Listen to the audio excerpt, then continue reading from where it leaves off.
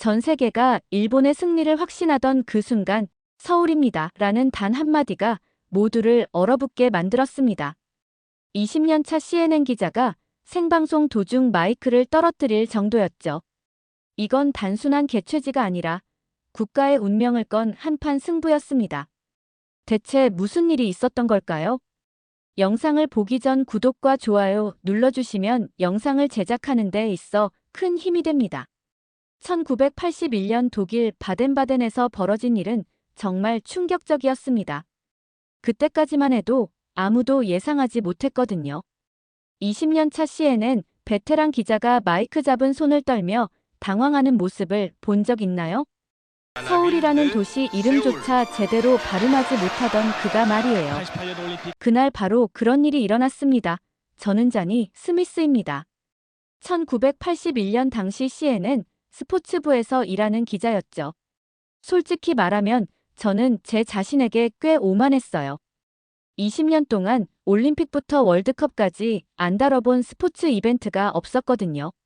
그런 제가 바덴바덴 IOC 총회 취재차 독일에 도착했을 때 상황은 이랬습니다. 동료 기자 톰이 저에게 다가왔어요. 기자니, 이번 88올림픽 개최지 경쟁 어떻게 보나? 저는 당연하다는 듯이 답했죠. 나고야가 이기겠지. 일본이잖아. 인프라도 완벽하고 경험도 풍부하고. 그때 톰이 웃으면서 말했습니다. 그런데 서울이라는 곳도 경쟁하던데. 저는 정말 어이없었어요. 서울? 그게 어디야? 부끄럽지만 그게 제 솔직한 반응이었습니다. 한국에 대해 아는 게 거의 없었거든요. 6.25 전쟁 정도, 분단국가라는 것 정도, 그마저도 대충 알고 있던 수준이었어요. 제 머릿속에는 아직도 폐허가 된 서울의 모습이 남아있었죠. 그런 나라가 올림픽을 개최한다고 말도 안 된다고 생각했습니다. IOC 총회장에 들어섰을 때도 분위기는 마찬가지였어요. 대부분의 서구 기자들이 나고야 승리를 기정사실로 여기고 있었거든요. 저 역시 그냥 형식적인 투표 과정을 지켜보러 온 기분이었습니다. 카메라를 설치하고 마이크를 점검하면서도 별 긴장은 없었어요. 드디어 투표 결과 발표 시간이 왔습니다. IOC 위원장이 천천히 봉투를 열었죠. 그리고 발표했습니다. 1988년 하계올림픽 개최지는 잠깐의 정적이 흘렀어요. 서울 52표입니다. 순간 제 귀를 의심했습니다. 뭐라고? 서울이 52표? 그러면 나고야는? 나고야 27표입니다. 그 순간 제 손이 떨리기 시작했어요. 마이크를 잡고 있던 손 말이에요. 25표 차이로 서울이 이겼다는 게 도저히 믿기지 않았거든요. 생방송이었는데도 한동안 말이 나오지 않았습니다. 제 옆에 있던 다른 기자들도 마찬가지였어요. 모두 멍한 표정으로 서로를 쳐다보고만 있었죠. 그제야 정신을 차리고 리포트를 시작했습니다.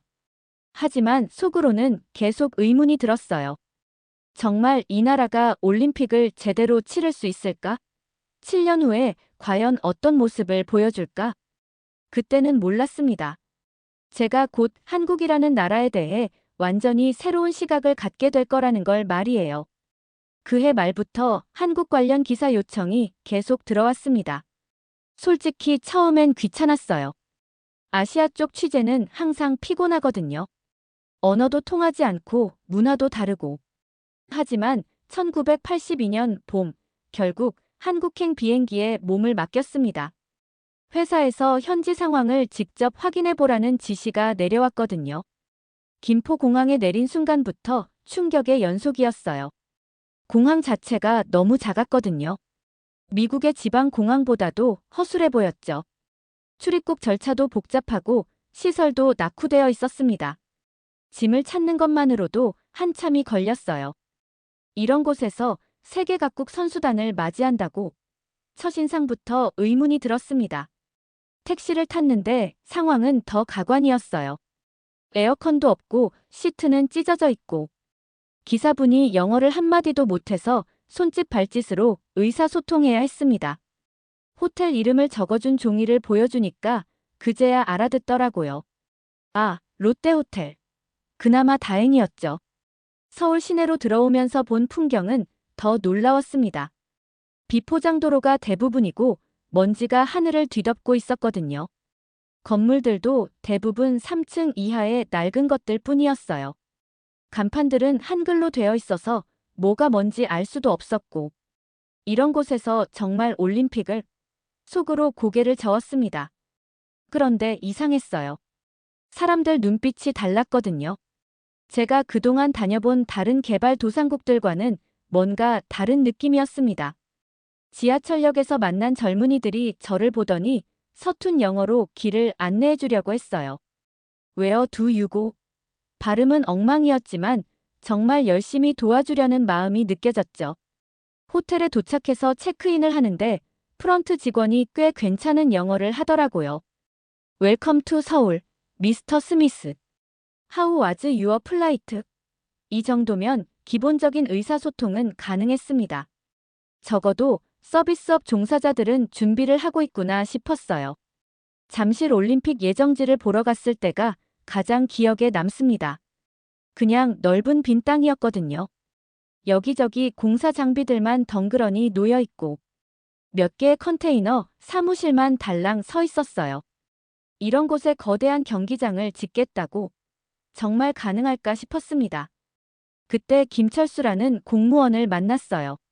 30대 초반으로 보이는 깔끔한 인상의 남자였죠. 서울시청 올림픽준비위원회에서 일한다고 했습니다. 영어를 꽤 잘했어요. 제가 회의적인 표정을 짓자 김철수가 진지하게 말했습니다. 기자님, 지금은 이렇게 보이지만 7년 후에 다시 오세요. 완전히 다른 도시를 보실 겁니다. 솔직히 그때는 그냥 허풍으로 들렸어요. 하지만 김철수의 눈빛에는 확신이 있었습니다. 마치 이미 완성된 모습을 보고 있는 것 같았거든요. 한국에서 돌아온 후 저는 첫 번째 기사를 썼습니다. 제목이 서울, 과연 올림픽 개최 가능할까? 였어요. 내용은 상당히 회의적이었죠. 인프라 부족, 경험 부족, 준비 기간 부족 등등. 솔직한 제 느낌을 그대로 적었거든요. 당시 다른 서구 언론들도 비슷한 논조였어요. 특히 일본 언론들은 더 신랄했죠. 그런데 이상한 일이 벌어졌습니다. 제 기사뿐만 아니라 다른 서구 언론들의 부정적인 보도에도 불구하고 한국 사람들이 오히려 더 단결하는 것 같았어요. 마치 외부의 비판이 그들을 더 강하게 만드는 것 같았거든요. 이런 반응은 처음 봤습니다. 1983년에 다시 한국을 찾았을 때 확실한 변화가 느껴졌어요. 거리에서 영어 공부하는 사람들을 쉽게 볼 수 있었거든요. 지하철에서도 영어 회화 테이프를 듣는 사람들이 많았죠. 심지어 60대로 보이는 할머니까지 영어 단어장을 들고 중얼거리고 있더라고요. 정말 신기한 광경이었습니다. 상점가에 가보니 더 놀라웠어요. 상점 주인들이 간단한 영어 인사는 할 수 있게 되어 있었습니다. 헬로, 웰컴 투 코리아 정도였지만 1년 전과는 확실히 달랐어요. 심지어 상품 설명을 영어로 써붙인 가게들도 있었죠. 문법은 틀렸지만 외국인을 위한 배려였습니다. 택시를 탔는데 기사분이 어눌한 영어로 말을 걸어왔어요. 웰컴 투 코리아. I study English. 발음은 엉망이었지만 노력하는 모습이 인상적이었습니다. 50대로 보이는 기사분이 올림픽을 위해 영어를 배우고 있다니. 정말 온 국민이 참여하고 있다는 느낌이었어요. 김철수를 다시 만났을 때 그의 말이 기억에 남습니다. 외국 기자들이 뭐라고 하든 상관없어요. 우리가 직접 증명해 보이겠습니다. 그의 목소리에는 여전히 확신이 있었죠. 아니, 오히려 더 강해진 것 같았어요. 외부의 비판이 오히려 그들의 의지를 더 강하게 만든 것 같았습니다. 거리 곳곳에서 자발적인 정화운동도 벌어지고 있었어요. 아주머니들이 빗자루를 들고 나와서 골목길을 청소하고 있었거든요. 아이들까지 함께 나와서 쓰레기를 줍고 있었죠. 누가 시킨 것도 아닌데 말이에요. 올림픽을 위해서라고 하면서 자발적으로 참여하고 있었습니다. 심지어 영어 학습 열풍은 상상을 초월했어요. 동네 미용실에 가니까 미용사분이 고객 머리를 다듬으면서 영어 테이프를 틀어놓고 따라하고 있더라고요. 시장 상인들도 마찬가지였어요. 장사하면서도 틈틈이 영어 공부를 하고 있었죠. 1984년부터는 정말 놀라운 변화가 시작됐습니다. 매년 한국을 찾을 때마다 서울이 완전히 다른 도시로 변해가고 있었거든요. 처음에는 믿기 어려웠어요. 이런 속도로 변화가 가능한 건가 싶었죠. 미국에서도 이런 급속한 도시 개발은 본 적이 없었습니다. 잠실 일대는 아예 새로운 도시가 들어서고 있었어요. 거대한 종합운동장이 모습을 드러내고 있었고 그 주변으로 아파트 단지들이 속속 완공되고 있었습니다. 불과 2년 전만 해도 그냥 빈 땅이었는데 말이에요. 정말 꿈을 현실로 만들어내고 있었습니다. 올림픽대로라는 새로운 도로도 생겼어요. 한강을 따라 쭉 뻗은 이 도로는 정말 웅장했습니다. 미국의 고속도로 못지않았죠. 차선도 넓고 중앙 분리대도 깔끔하게 조성되어 있었어요. 지하철도 계속 연장되고 있었고 곳곳에 새로운 호텔들이 올라가고 있었습니다. 하지만 가장 인상적인 건 사람들의 변화였어요. 1985년에 명동에서 쇼핑을 하다가 만난 상점 주인이 저에게 유창한 영어로 말을 걸었거든요. 안녕하세요. 어디서 오셨어요? 뭘 찾고 계세요? 2년 전만 해도 손짓 발짓으로 의사소통하던 분들이었는데 말이에요. 심지어 홈스테이라는 제도까지 도입했더라고요. 외국인 관광객들이 일반 가정집에서 머물 수 있게 하는 프로그램이었어요. 호텔이 부족할 것을 대비한 정말 창의적인 아이디어였죠. 다른 나라에서는 본 적이 없던 방식이었습니다. 일반 시민들까지 올림픽에 참여시키는 발상이었어요. 택시기사들의 변화도 놀라웠습니다. 이제는 대부분 기초적인 영어 회화가 가능했어요. Where do you want to go? How much? 같은 기본 표현들은 다들 할 수 있었죠. 심지어 관광 명소까지 영어로 설명해 주려고 노력하는 기사분들도 있었어요. 김철수를 만났을 때 그가 자랑스럽게 말했습니다. 어떠세요? 많이 달라졌죠? 정말 뿌듯해 하더라고요. 그러자 김철수가 웃으면서 답했죠. 아직 시작에 불과해요. 더 큰 변화가 남아있거든요. 그때 저는 깨달았습니다. 이들은 단순히 올림픽을 준비하는 게 아니라 나라 전체를 바꾸고 있다는 걸 말이에요. 이런 규모의 국가 개조 프로젝트는 정말 처음 보는 것이었어요. 정부와 국민이 하나 되어 움직이는 모습이 인상적이었습니다. 1986년부터는 정말 믿기 어려운 일들이 벌어지기 시작했습니다. 한국 사람들의 의식 자체가 완전히 바뀌고 있었거든요.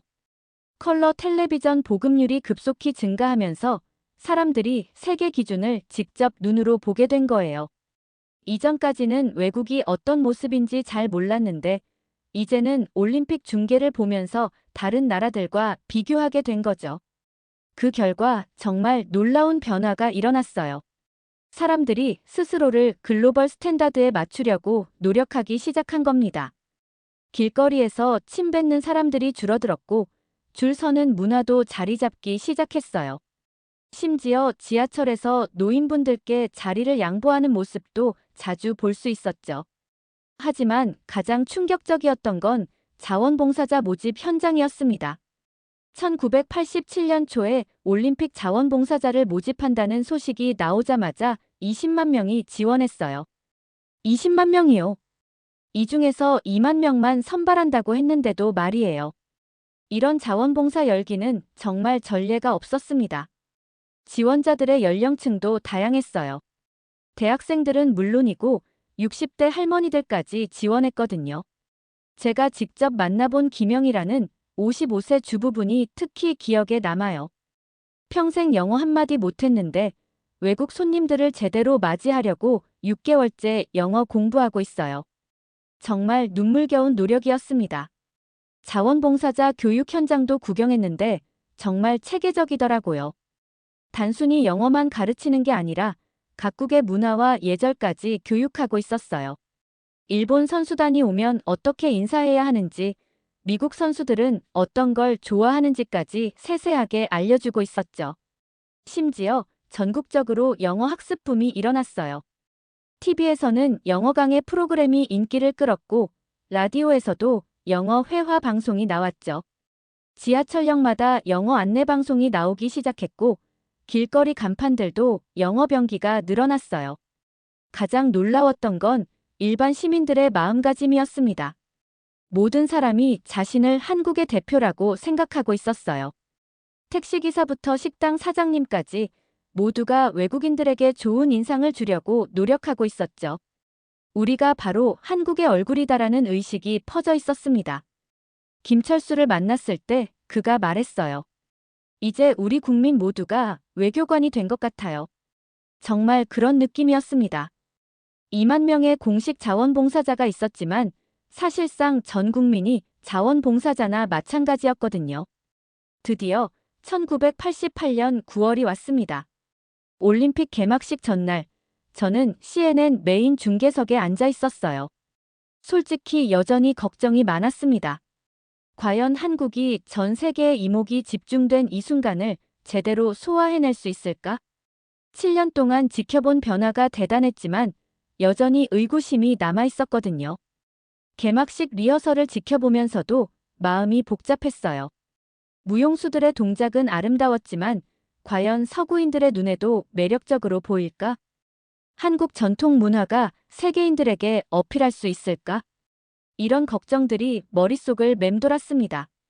그런데 개막식 당일 정말 믿기 어려운 일이 벌어졌어요. 경기장에 입장한 순간부터 분위기가 남달랐습니다. 8만 명이 넘는 관중들이 하나 되어 환호하는 모습이 정말 장관이었어요. 각국 선수단이 입장할 때마다 박수와 환호성이 터져 나왔죠. 가장 감동적이었던 순간은 성화점화였습니다. 손기정 선생님이 최종 주자로 나타났을 때 온 경기장이 숨을 죽였어요. 1936년 베를린 올림픽에서 일장기를 달고 마라톤 금메달을 땄던 그분이 52년 후 자신의 조국에서 성화를 점화하는 순간이었거든요. 저도 모르게 마이크에 대고 말했습니다. 신사숙녀 여러분, 이 순간 한국은 과거를 넘어서고 있습니다. 목소리가 떨렸어요. 정말 역사적인 순간이라는 걸 온몸으로 느꼈거든요. 과거의 아픔을 딛고 일어선 한 민족의 의지를 보는 것 같았습니다. 개막식 공연도 정말 환상적이었어요. 수천 명의 무용수들이 펼치는 북춤은 원시적인 에너지와 현대적인 세련미를 동시에 보여줬죠. 태극 문양을 형상화한 퍼포먼스는 한국의 철학을 시각적으로 표현한 작품이었어요. 가장 인상 깊었던 건 비둘기 퇴장 장면이었습니다. 수만 마리의 비둘기가 한꺼번에 날아오르면서 평화의 메시지를 전달했어요. 그 순간 온 경기장이 하얀 깃털로 뒤덮였죠. 정말 마법 같은 순간이었습니다. 중계하면서도 계속 감탄사가 나왔어요. 이런 개막식은 처음 봤거든요. 단순히 화려한 게 아니라 깊은 의미가 담겨 있었어요. 한국의 과거와 현재, 그리고 미래에 대한 비전을 모두 보여주고 있었죠. 경기장을 가득 메운 관중들의 반응도 놀라웠습니다. 질서정연하면서도 열정적이었어요. 어떤 나라 선수단이 나와도 똑같이 박수 쳐주는 모습이 정말 인상적이었죠. 이런 성숙한 관중 문화는 쉽게 볼 수 있는 게 아니었습니다. 올림픽이 시작되고 며칠이 지나자 확실한 변화가 느껴졌습니다. 처음에는 회의적이었던 외신 기자들의 태도가 180도 바뀌기 시작한 거예요. 경기 운영은 완벽했고 시설들도 최고 수준이었거든요. 무엇보다 한국인들의 조직력과 시민의식이 전 세계를 놀라게 했습니다. 가장 먼저 태도를 바꾼 건 일본 언론들이었어요.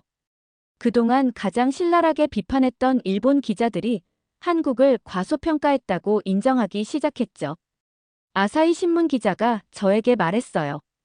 정말 놀랍다. 이런 조직력과 시민의식은 선진국 수준이다. 그때까지 한국을 무시하던 그들로서는 충격적인 변화였을 겁니다. 유럽 언론들도 마찬가지였어요. 영국 BBC 기자는 한국이 새로운 아시아의 리더로 떠오르고 있다고 보도했습니다. 프랑스 르몽드 기자는 서울 올림픽은 단순한 스포츠 대회를 넘어선 문화적 혁명이라고 평가했어요. 경기장 분위기도 정말 특별했습니다. 한국 선수가 나오지 않는 경기에서도 관중들의 열기가 대단했어요. 어느 나라 선수든 좋은 플레이를 보여주면 아낌없이 박수를 보내주었죠. 이런 페어플레이 정신이 전 세계 선수들에게 감동을 줬습니다. 미국 수영 선수 매트 비욘디가 경기 후 인터뷰에서 말했어요. 한국 관중들의 응원은 정말 특별하다. 우리가 이기든 지든 똑같이 박수 쳐준다. 소련 체조 선수들도 이런 따뜻한 응원은 처음 받아본다고 했죠. 자원봉사자들의 활약도 놀라웠습니다. 언어가 통하지 않는 상황에서도 몸짓과 표정으로 외국인들을 도와주는 모습이 정말 인상적이었어요. CNN 동료 기자가 길을 잃었을 때 자원봉사자 할머니가 직접 데려다 주셨다고 하더라고요. 심지어 일반 시민들까지 자발적으로 도움을 주고 있었습니다. 지하철에서 외국인이 헤매고 있으면 누군가 나서서 안내해 주었어요. 식당에서도 영어 메뉴가 없으면 그림을 그려가며 설명해 주었죠. 저 역시 변화를 인정할 수밖에 없었습니다. 동료 기자들과의 대화에서 솔직하게 고백했어요. 내가 한국에 대해 편견을 갖고 있었다. 그리고 특별 기사를 썼습니다. 제목이 나는 한국에 대해 틀렸다였어요. 그 기사에서 저는 솔직하게 썼습니다. 7년 전 서울 올림픽 유치 소식을 들었을 때 나는 회의적이었다. 하지만 한국은 나의 모든 편견을 깨뜨렸다. 이들은 단순히 올림픽을 성공시킨 게 아니라 세계에 새로운 가능성을 보여줬다.